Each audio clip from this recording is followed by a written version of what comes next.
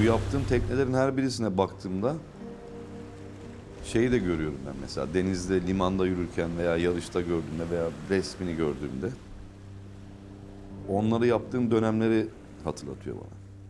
İşte birine diyorum ki işte şu tekneyi yaptığımda işte Türkiye şampiyonu olmuştum o sene şeyde motorda veya bu tekneyi yaptığımda nişanlıydım. İşte oğlum doğduğunda büyük oğlum o zaman bu tekne yapıyordu.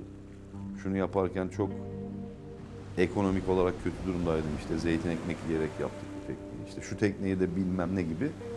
Hepsinin her tekneye baktığımda hayatımın belli bölümlerini hatırlatıyor bana acı tatlı. Kimisi mutlulukla, kimisi biraz daha hüzünle falan.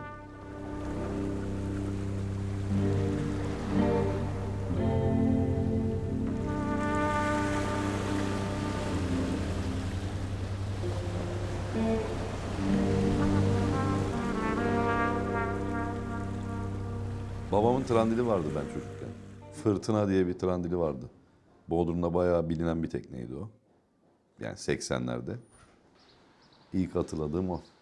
Onunla gezerdik. Babam işte balığa giderken, gezmeye giderken falan bizi götürürdü. Trandile ilgili en eski onlar. Kafamdaki 80'li yıllar. Büyük dedemin varmış. Girit'ten gelmişler onunla. Girit göçmeni benim ailem. O Trandil'de bütün aileyi toplayıp işte mübadele olunca binmişler gelmişler. Onu tabii çocukken anlattılar duyduk çok da tabii görmedik o 1940'lar mı 30'lar mı artık tam da bilmiyorum. Yani çocuklarımın bu işi yapmasını istemiyorum. İstemiyorum derken illa yapacağım derlerse yapsınlar. 2 tane oğlum var ama muhtemelen yapmazlar. Ben de yapsınlar diye özellikle buna teşvik etmek istemiyorum. Çok zor bir iş. Ben kendi açımdan baktığımda hani kendi ustalarıma çok kızıyordum. Rahmetli Ziya amcam vardı. Niye erken bıraktı diye. 52-53 yaşındaydı. Çok yakışıklı, güçlü, yetenekli bir adamdı. 1947 doğumluydu galiba rahmetli. Yani niye bu kadar erken bıraktı ki falan diye düşündüm. Ona sordum da bazen oturup sohbet ederdik, içki içerdik. Ya niye bu kadar erken bıraktın da hani çok güzel tekneler yapabilirsin ama herif 12-13 yaşında başlamış yaş 52. Bıktım artık diyordu yani.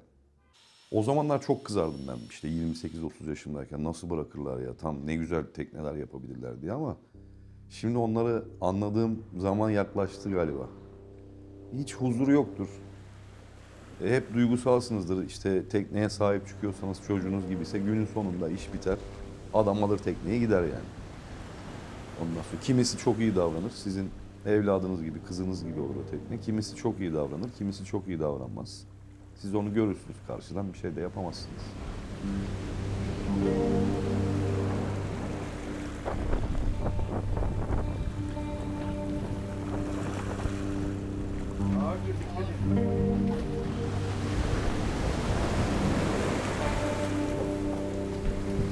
Yarışan yatların dikkatine, yarış komitesi.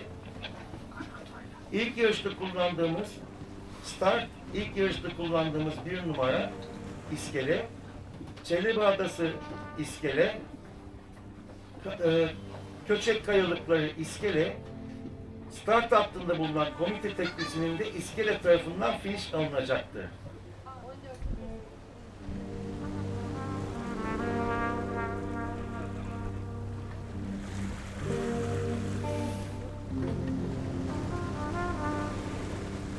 Dikkat.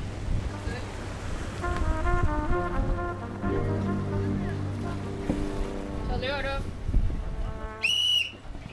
Hadi geçiyoruz. Yarışan yatların dikkatine, yarışan yatların dikkatine. Trandil'in herkes için bir anlamı var. Farklı farklı tanımlıyor. Benim için çocuğum gibi ben 25 tane yaklaşık trandil yaptım herhalde. 25-26 tane. İşte birisi için geleneksel bir yapı bu. Bir başkası için çok güzel yelkenli bir tekne. Bir başkası için böyle bir sanat eseri gibi çok güzel ahşaplar birleşmiş. Denizde yüzüyor, kuğu gibi duruyor falan. Bana hep böyle çocuğum gibi gelmiştir yani trandil. Şimdi form fonksiyonu takip eder. Trandilin sahip olduğu formda geçmişte kullanılmış olduğu fonksiyondan dolayı ortaya çıkmış. Yük taşımış, nakliye yapmış, balıkçılıkta kullanılmış, daha çok yükte. O gövde yapısı da sudan çıktıktan sonra genişlemesi, yük aldıkça direnç artar. Yani ilk 5 santimin batması için 3 ton lazımsa, ikinci 5 santimin batması için 5 ton gerekiyor artık. Çünkü artık genişliyor o Arşimet. Dolayısıyla da o geleneksel form fonksiyonu takip ederek oluşmuş. Bugün de o gövde formu gelmiş. Ondan sonra kendini çok akıllı zanneden bazı insanlar bunun güvertesini yükseltmiş. İçeriden alan kazanmak için. Kamerasını bilmem ne yapmış falan gibi. Öyle hormonlu yapılar domates gibi meydana çıkmış. Ama biz işte halen daha o ne deniyor o tarıma şimdi? Ekolojik tarım mı deniyor? Yok, hayır. Bizim yapmaya çalıştığımız Trandil'de öyle. Yani üzerinde fazla kimyasallar, bilmem nelere maruz kalmadan doğal. Yani o yani görüntüden doğal derken Trandil'in kendi genetik yapısından bahsediyorum. Oynanmamış. Bunda işte güverte aşağıda olur, üstte olmaz. Kamera gövde yapısını bastırmamalı. Yani çok büyük kameralar koyuyorlar Trandillere. İçeride hacim elde etmek için. Tuvalette olsun, mutfakta olsun, bilmem ne de olsun. Ben öyle tekne hiç yapmıyorum, yapmadım, yapmam da. Yani hiç yapmam, daha iyi öyle yapacağımı. Form geleneksel, üstündeki kamerada yine 80-90 yıldan beri süre gelen yapıda oluyor. Adam içeride ayakta duramıyormuş. Duramayacak yani. O tekne boyu o kadar 1.60'a izin veriyorsa 1.60 olacak kamerası. Ben o kafadayım.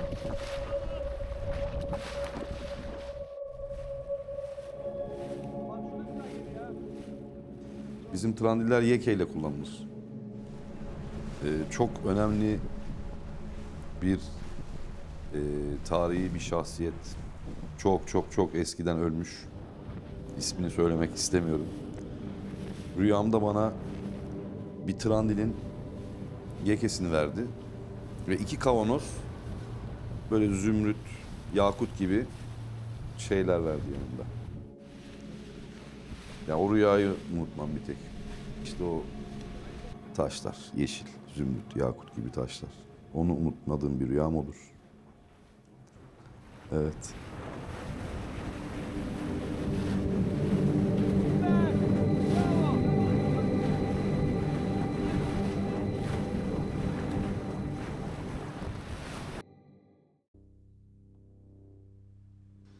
İşe ilk başladığımda böyle güzel bir yayın aradım. Tekne, trandil nedir, nasıl yapılır falan. Bu yok hiçbir şey. Ondan sonra şey dedim, yani günün birinde ben iyi bir usta olabilirsem eğer, öyle bir kitap yazmalıyım ki bu kitabın içinde hem bir teknenin planı olmalı, bir trandilin. 10 metre olur, 12 metre olur, 8 metre olur, neyse. Hem de işte bunun doğru malzeme tedariği, kerestesi nasıl alınır, nasıl yapılır. Hem de bu adım adım, yani teknenin ilk salmasını koyup denizde yelken yapılan hale kadar gelen kısmını anlatan bir kitap olursa, bu ustalıklar günün birinde bitse bile, ya bunu böyle bir şey gibi düşün. Bir telgraf teli var. 2-3 bin yıldır geliyor. O tel de ek olmaz. O tel koptuğu zaman da artık o telgrafla olan senin irtibatın kopuyor. Yani sana 2000 yıl öncesinden sürekli telgraf geliyor sen şimdi trandilleri gördükçe. Koptu mu gitti. İşte bu gitse bile, kopsa bile son usta benimdir veya sensindir. Kimse kim o. Belki de bu işin bir laneti. Sana bir yetenek veya bir çalışkanlık, bir şey geliyor, veriliyor. Bu son dönemde belki bir lanetle beraber geliyor. Al, biz sana bunu verdik ama bunu sen gömeceksin toprağa, cenazesini gibi bir şey.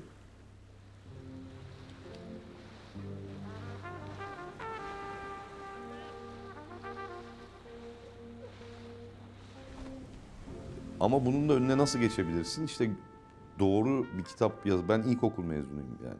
Okul falan okumadık. Ama hani bunu doğru bir kitapla iyi bir şekilde anlatılabilirsen, bir de ben de hani sıfırdan gelirken nerelerde takıldığımı, nerelerde zorlandığımı, nerede olmadı, bozdum, bir daha yaptım falan kısımlarını Böyle bir hiç bilmeyen bir insan anlatır gibi bir kitapta anlatılsa, fotoğraflarla, çizimlerle, anlatıyla olsa, bu telgrafın teli kopsa bile 20-30 sene, 50 sene, 150 sene sonra meraklı birisi çıktığında bir Trandil'i tekrar dünyaya getirebilir. Öyle basit bir kitap değil aslında. Yani bu Trandil'in İncil'i gibi bir şey olacaktı. Yapabilir miyim bilmiyorum ama birkaç kurumla konuştuğumuzda benim düşündüğüm ciddiyette bakılmadığını hissediyorum olaya yani. Hadi bak arkadan Hızır geliyor.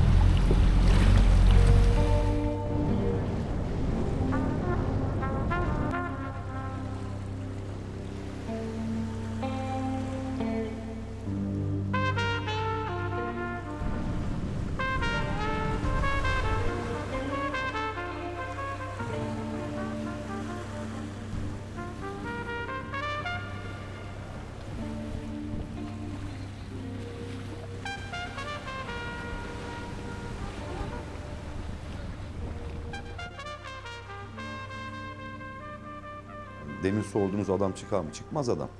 Çıkamaz. Hem çok yetenekli olması gerekecek bunu yapabilmesi için. Hem çok yorulmayı kabul etmesi gerekecek baştan. Hem de az para kazanmayı da kabul. Yani böyle bir denklem yok. Saçma sapan bir denklem aslında baktığında. Dolayısıyla sürdürülebilirliği zor. Belki de dünyanın gerçekliği bu. Birçok alanda bunun yaşandığı gibi. Trandil üretiminde de günü geldi mi artık bu gerçeklikle hepimiz yüzleşmek zorunda kalacağız. Bir yere gelecek, bitecek. Olması gereken de bu belki.